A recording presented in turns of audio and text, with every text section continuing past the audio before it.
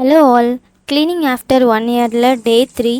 இன்றைக்கி hair ஆக்சசரிஸில் pant அப்புறம் சீப்புலாம் தான் வாஷ் பண்ண போகிறேன்.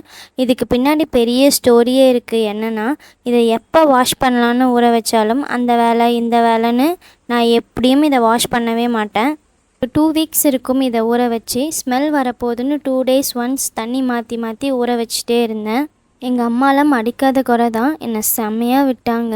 எல்லாத்தையும் தாண்டி எப்படியோ இன்றைக்கி தான் இதை வாஷ் பண்ணி முடிக்கணும்னு இருக்குது. பேண்ட்லாம் வேஸ்ட் ஆகிட்டா தூக்கி போட்டுருவோம். ஆனால் இந்த சீப்பு பார்த்திங்கன்னா எவ்வளோ வருஷம் ஆனாலும் உடையவே மாட்டேங்குது. நான் எப்படியாவது இந்த வாட்டி மாற்றிடணும்னு இருக்கேன். இந்த பிளாஸ்டிக் சீப்லாம் நான் யூஸ் பண்ணுவேனானே தெரியல. ஆனால் தூக்கி போட மனசு இல்லாமல் இருக்கட்டும்னு அப்படியே வாஷ் பண்ணி வச்சுட்டே இருக்கேன். நீங்களும் இப்படி எந்த திங்ஸ் போட மனசு இல்லாமல் அப்படியே வச்சுருக்கீங்கன்னு கமெண்ட்ஸில் சொல்லுங்கள்.